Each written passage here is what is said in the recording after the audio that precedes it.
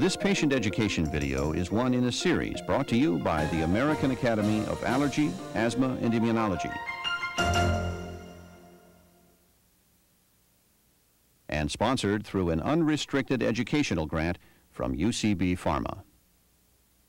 For some allergy sufferers, their condition is relatively minor, which at the most keeps them from activities they might otherwise enjoy. But for a small few, a severe allergic reaction known as anaphylaxis can be life-threatening. Understanding this reaction and knowing what to do when one occurs is vital to the allergy patient.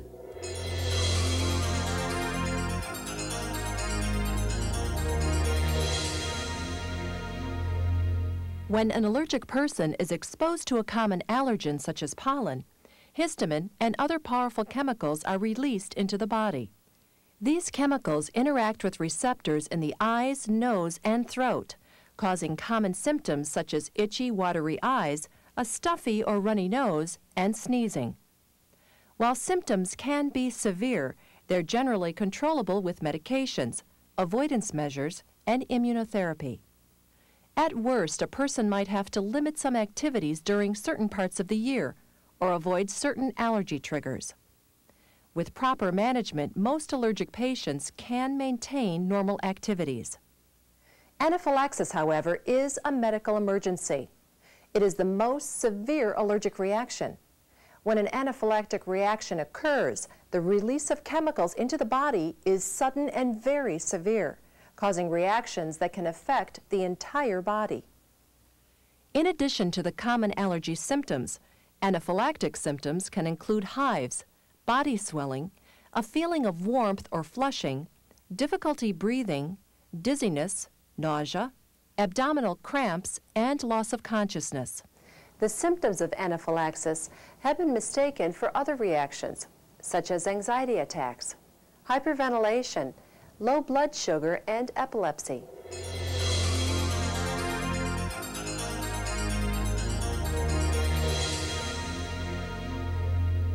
Generally, many common allergic reactions are caused by substances that we inhale into our lungs or that come into contact with our eyes and nose. Anaphylaxis, on the other hand, is typically caused by substances that we ingest or by injection. Doctors must rely on the patient's medical history and physical exam to help in diagnosis.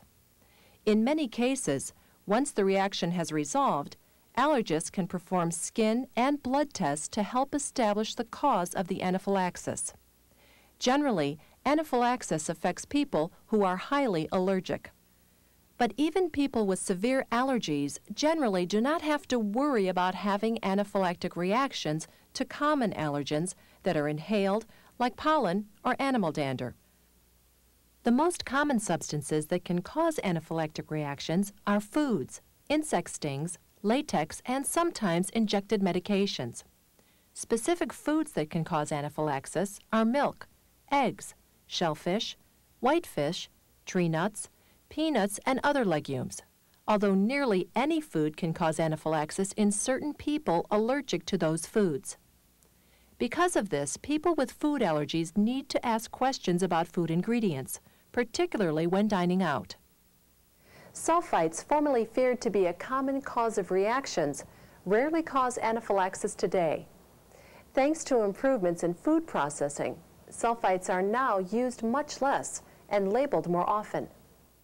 The FDA banned the use of sulfites on fresh fruits and vegetables. However, they are still common in some foods, particularly fish products, dried fruit, and alcoholic beverages. Another cause of anaphylaxis is the venom from an insect sting. People may not know that they are severely allergic until they experience a sting. If stung, they should watch for signs of anaphylaxis, such as hives and breathing problems. Then, the sting victim should be sure to get medical help if symptoms begin to occur. In some cases, latex allergy has been known to cause anaphylaxis. Latex sensitivity is highest in the medical field, where employees are exposed to latex gloves and equipment every day. Children with abnormalities of the spinal cord, bladder, and kidneys are also at high risk for anaphylaxis due to latex. This is thought to occur because of their frequent exposure to latex products. As a result, many hospitals and clinics offer non-latex gloves and equipment to employees and patients with a known latex allergy. Finally, certain forms of injectable medications can also cause anaphylaxis. Among these is immunotherapy or allergy shots. This is why the doctor has you remain in the waiting room for about 20 minutes after receiving the shot. This is to make sure you do not have a reaction to the shot. As you can see, there are a variety of substances that can trigger anaphylaxis in certain individuals. In unusual cases, anaphylaxis may be caused by exercise or occur without any identifiable trigger. But keep in mind that anaphylaxis is rare.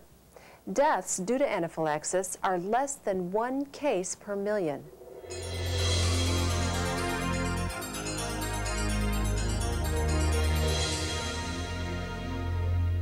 Patient education is one component of the treatment plan for anaphylaxis.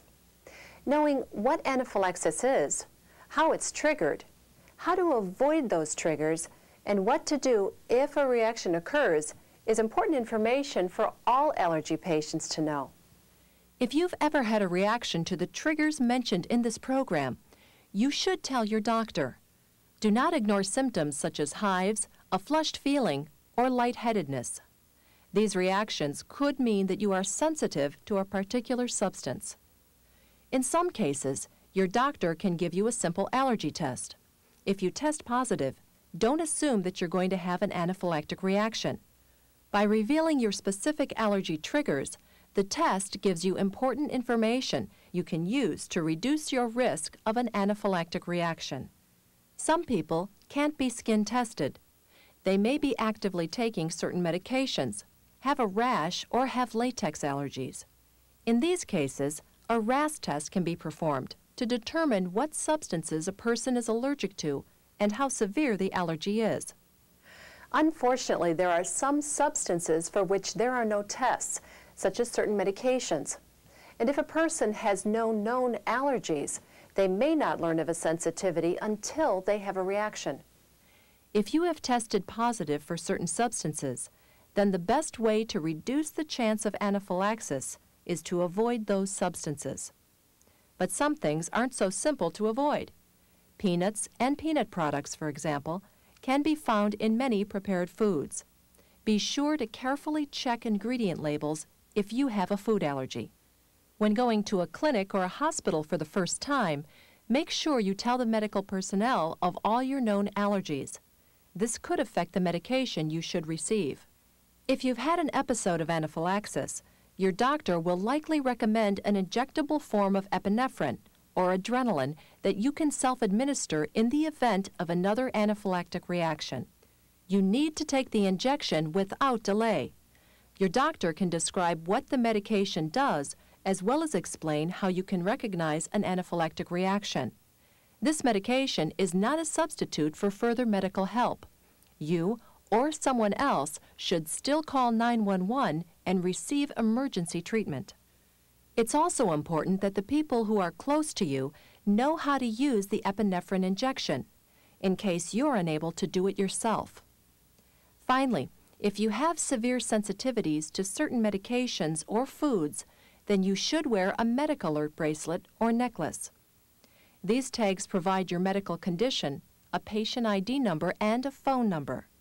During an emergency, a paramedic can call the number to get a complete list of your allergies.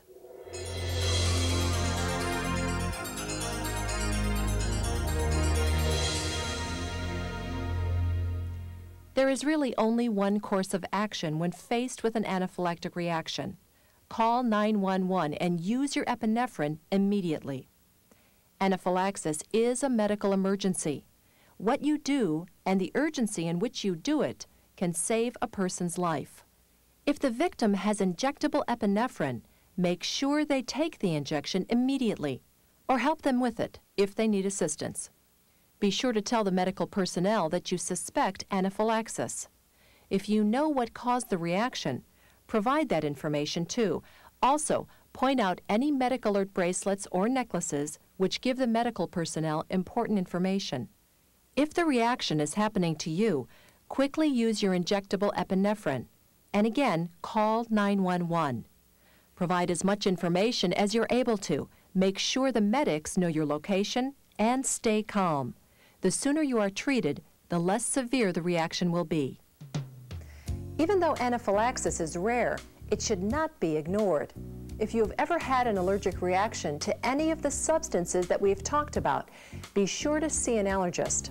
And remember, early intervention is the key to surviving an anaphylactic reaction. If you are highly allergic, be sure to wear your medic alert tag and carry an epinephrine injection at all times. You may never have to use them, but they will help you keep safe. For more information, please call the American Academy of Allergy, Asthma, and Immunology at 1-800-822-2762. Or visit our website at www.aaai.org.